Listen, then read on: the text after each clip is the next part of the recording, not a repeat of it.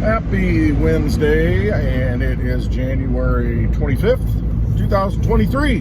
Got some snow overnight. The roads are not good. I drove about 40 miles an hour to town today because it is just not that good. Usually I can drive 65, but I don't do that, of course, because that'd be exceeding the posted speed limit.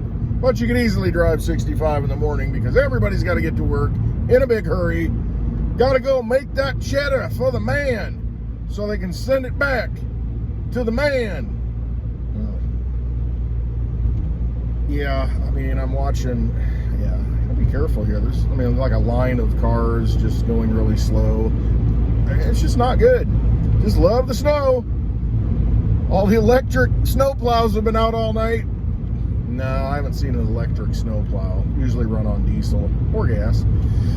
I drove at a gas station I go by every day, and yesterday I looked and diesel was $4.09, and I thought, well, that's come down from when it was like $5.09, $1 not that long ago. It's been creeping down, but today I see it's $4.39, so something happened. I was reading a little bit of something today in the news on Zero Hedge. There was I didn't read the article, I just saw the headline. Something about there's going to be a spike in prices. I don't know if it's due to refining or something. There's something screwed up in the supply chain. Once again, refinery shuts down, refinery never opens again. And we're going all electric, baby. Like I said, I've never seen an electric snowplow. Now, one of the cities near here, Bloomington Normal, they're replacing their bus fleet, public transit, with electric buses. So we'll see. Dickie Durbin, senator for Illinois, was there commemorating, how great it's going to be, it's going to save everybody's lungs. I get it. That diesel smell, I like it actually, but maybe that's why my brain's a little off. But that diesel smell when you get on the bus or when you're sitting in traffic and that black smoke comes out, I get it. It's not the greatest thing to be around for most people, but with electric, it's the charge. Holding the charge is the big thing for me, and the cost of production. You got to weigh the total cost, and if you're piping into the electric grid, which is already overburdened, it doesn't do any good. Now, if you could get it all directly from the sun through solar panels in a passive way, to where you don't have all these moving parts, but the cost of solar panels, what has to go into it, what has to be mined out of the earth to produce this stuff. It's just not there yet. We need to innovate our way out of it. And if we can use the sun's energy and then harness it with earth-friendly batteries, which good luck with that because of what you have to go through to get the materials for the batteries, and then you can plug in the bus to it and charge. Okay, now you're kind of getting somewhere, but it's just all the materials required to harness the energy and then store the energy. It's still, taking it out of the earth, all these materials. So you weigh the good with the bad. It's like, okay, we're going to take oil out of the earth, refine it up, and use it as fuel, and it's very efficient. If you look at what you get out of every barrel of oil, it's pretty hard to beat that. And and then you weigh it against, is it clean? Is it green? And it's the total cost of it. It's not just the fact that, there's no diesel blowing on my car, when I'm behind the bus. And, there's a lot more to it than that. And that's what's being overlooked. And I think purposefully overlooked. But that's another rant. I've made videos about that before. I want to talk a little bit about Ukraine. Of course, you're seeing now a bunch of people have been ousted in Ukraine, high-level officials, because there's corruption going on, buying fast cars and hot women, snorting stuff up their nose. I don't know.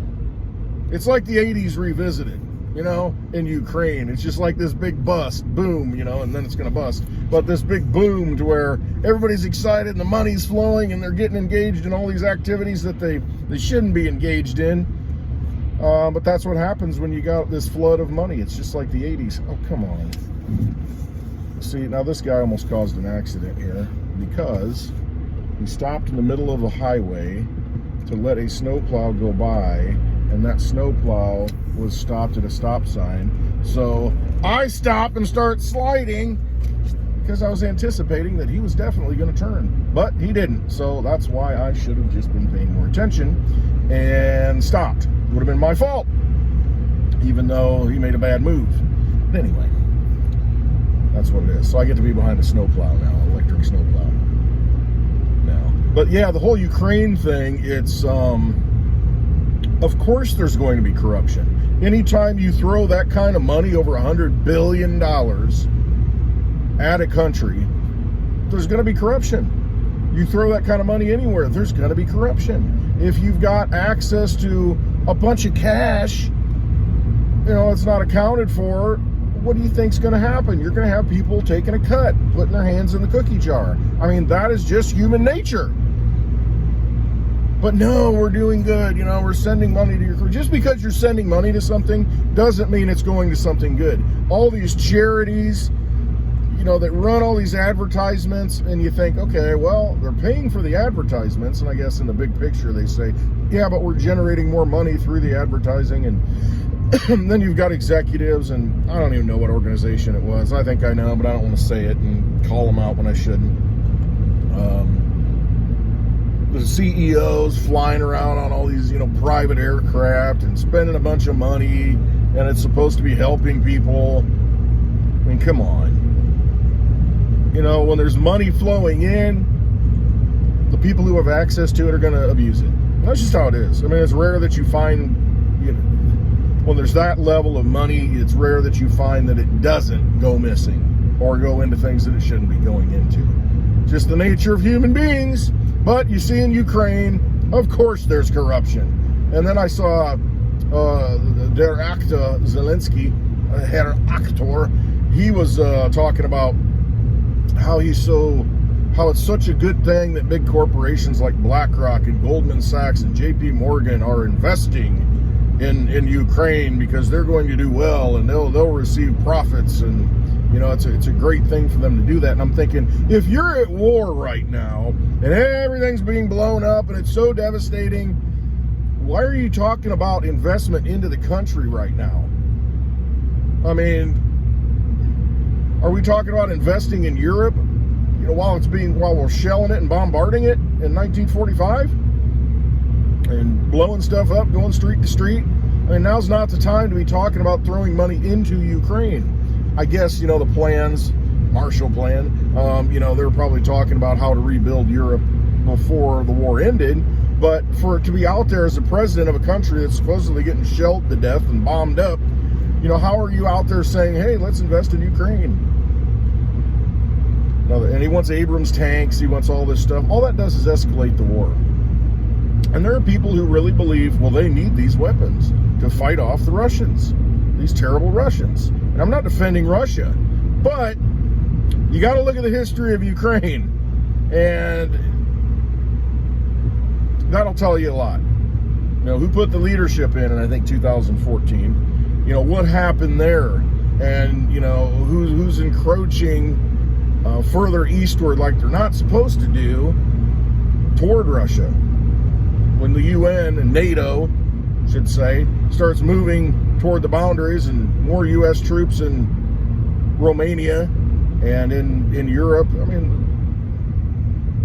when you start doing things like that, what do you think's going to happen? Remember the Cuban Missile Crisis? Remember when Russia's putting missiles in Cuba at our doorstep to where they could launch a thermo-global nuclear war and destroy the United States because they had all these missiles right off our coast? I mean, how happy were we with that? Now, reverse the scenario and put missiles on the border of Russia. How are they going to feel? They going to be happy with that? I don't think so. So anyway, you got to look at both sides of it. Ukraine's right in the middle of it. The money laundering central. That's really what it is. We need to dress up. Anyway, I'll be called something I shouldn't be. But I was just thinking Zelensky needs to have his own laundromat. The Zelensky laundromat. Oh, I got my hat still on. My Westwood hat on. Oh, man. Anyway, crypto markets, kind of going I mean, a little bit of a dip, but I mean, if you look at the big picture, I mean, let's take Bitcoin, for instance. It was like, let's say 17,000. And right now it's at 22.5, I think. So, you know, it's up quite a bit, but it went to 23 something. And now it dropped to 22.5. Oh my God, $500-$600 drop. And so, you know, people are calling for the bottom again. It's going to hit the bottom. We haven't seen the bottom yet. And we might not have seen the bottom. My gut feeling says we're not going to see the bottom until maybe later this year or next year. I mean, and really when I say the bottom, maybe a retest of where the bottom was. I don't think you're going to 11,000. I mean, I could be wrong. It could. I just don't think so, though. I'm just looking at in the last cycle, not this last cycle, but the cycle before, where in 2017, 18, when Bitcoin jumped up and, you know, just like maybe kissed $20,000.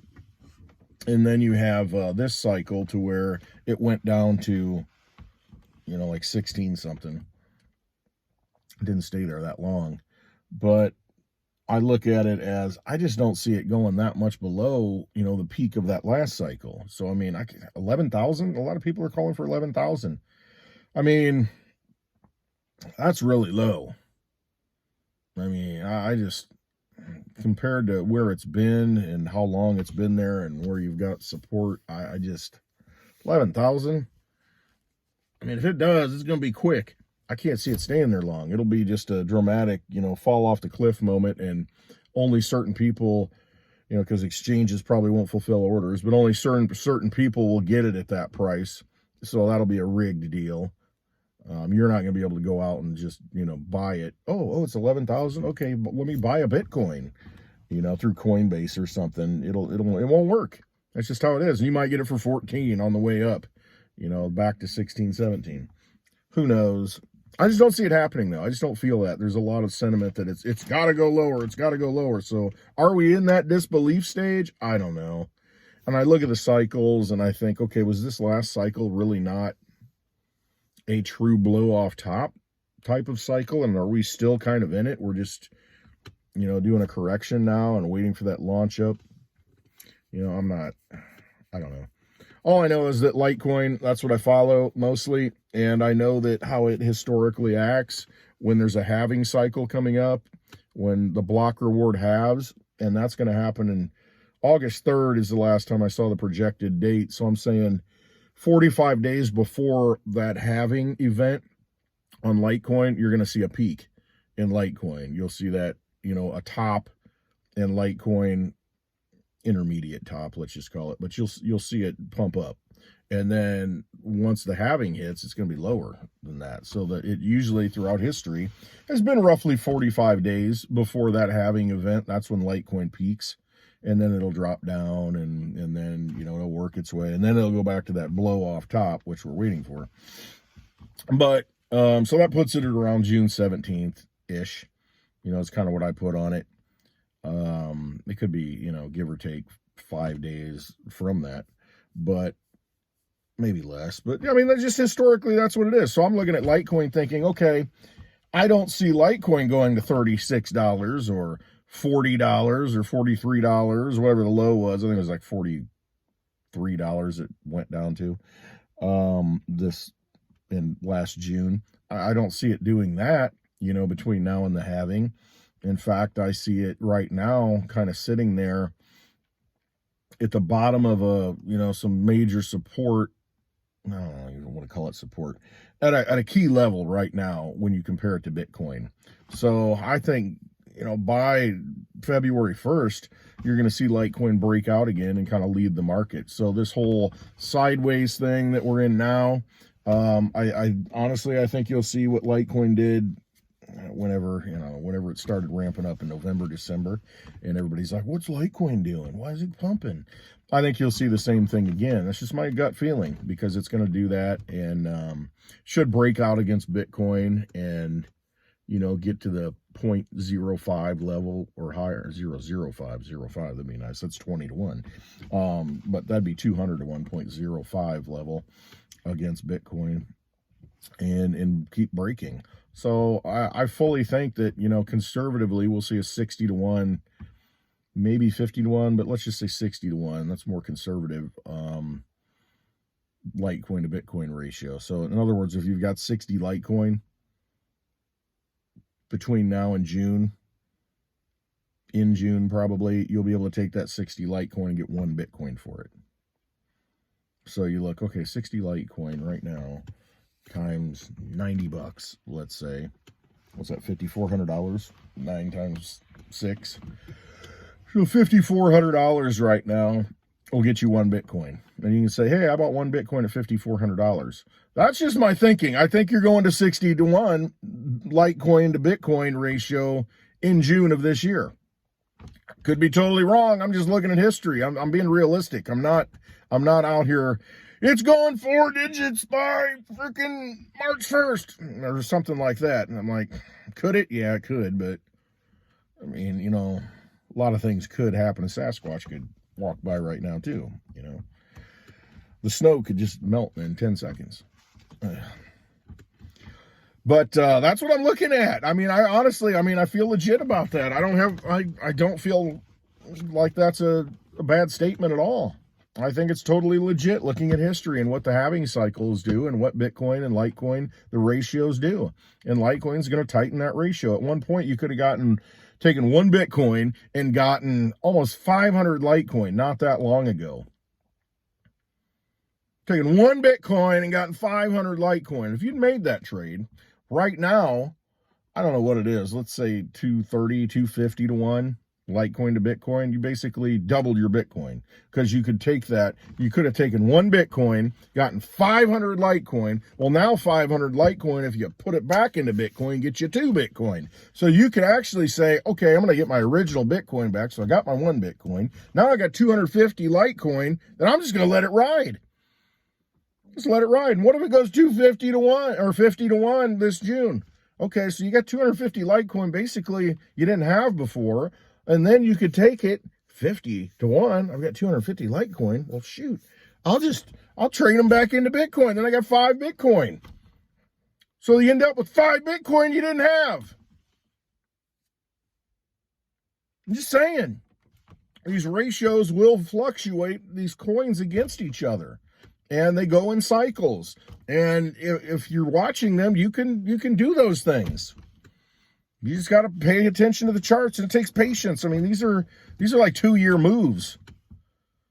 I mean, you know, it takes 2 years for this thing to play out.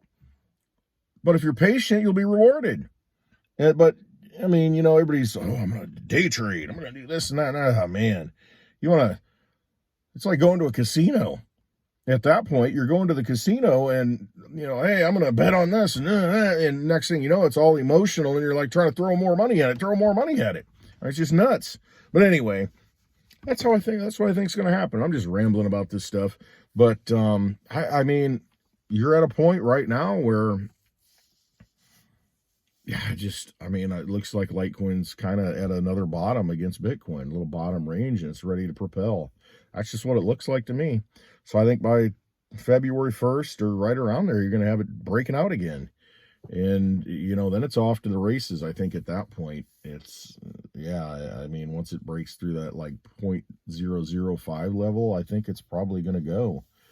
I mean, the real key level is the 0.007. Once it's past that, look out. Then you know this stuff's going to happen. I mean, it's going to go, 60 to 1, this year, maybe 50 to 1. Or maybe more. Just depends on the conditions and how much traction Litecoin gets. I mean, if it starts getting worldwide attention like Dogecoin did 2 years ago when Elon Musk was tweeting about it, talking about it. I mean, if something like that happens and it kind of goes a little viral, I mean, who knows? But I don't want to speculate like that. That can happen any day. That could happen right now to any coin. It's just that I like Litecoin because of the fundamentals. I don't have to worry about it. It's conservative coin. It's sound money. It's got 84 million. That's the cap. And that's it. That's all there is. And it's only 1/100th of a Litecoin per person in the world. 1/100th. That's it. And so buying 1 Litecoin for 90 bucks puts you 100 times ahead of the next 100 people or 99 people. It just puts you in a great spot. And the good thing is, Litecoin works. It doesn't, you have to have the blockchain restarted. It's been running for over 11 years. It's something that you can send on a Sunday afternoon when the banks are closed, and it gets where it needs to get. And you don't have to worry about it because the Litecoin network takes care of it, because there's no central bank, no bank involved in it, and there's no government involved in it. It's just the Litecoin network. 11 years straight. Never ceased to work. Always sends a transaction. You can rely on it. It's Old Faithful. And the fees are cheap. You can send $1 million, $10 million, $1, doesn't matter, and it's less than a penny. Less than a penny. Just send it. You know, you try and wire some money, and see what kind of nuisance you're going to get through there. Just ridiculous. I mean, it makes so much more sense to just send Litecoin. Done. Done deal. All right. Enough of my rambling. It's a Westwood Wednesday with maybe a widow wisdom to go with it. All right. Snow got me disoriented, I guess. Hope you have a wonderful Wednesday. Trust yourselves in this madness. Congress is lighting some fireworks. Oh, yeah, and then the more documents are found, confidential documents and classified documents. And, I mean, apparently Joe Biden, some of them, they came from when he was a senator. I mean, that's kind of getting a little serious. I mean, the vice president, it's enough that he's vice president and has no ability to classify documents, and he had them in his possession. But he had documents from when he was a senator. So he's been taking these things. I mean, this just shows how flippant they are with our, who knows what kind of knowledge and information is in there. Who knows what kind of secrets are in there? Who knows what kind of harm that can do to the United States if the wrong people are to see it or get their hands on it. And what went missing, I guess, that's the main thing. Well, they found documents, but what about the documents they didn't find because they're already gone? Now you got Pence. I found some documents too. Why don't we start looking at the Obamas and the Clintons? When are we going to do that? Bush. Let's go take a look. Remember all those people that got envelopes at Papa Bush's funeral? 2 of them now have come up with some documents that they shouldn't have. Who's left? Well, we got the Bushes, and we got the Clintons, we got the Obamas. Let's see if they're next. Darn, wouldn't that be a shame? Now we need to prosecute them. That's the main thing. It's like, it's not just a joke. It's not something to be blown off. People need to be held accountable. They're never held accountable. Hold them accountable. We all need to hold them accountable. Shouldn't be able to walk down the street. Should be like these people at Davos, when that Rebel News was walking next to them, asking them all the hard questions that they're afraid to answer, and they just want to get in the building where they're safe again. These people shouldn't be able to walk down the street. They should be shunned. Anyway, have a wonderful Wednesday. Trust yourselves. Love y'all. Stay out of the vampire casino. Get assets into your possession. Things like Litecoin, DigiByte, silver, sound money. All right. Love you. Trust yourselves.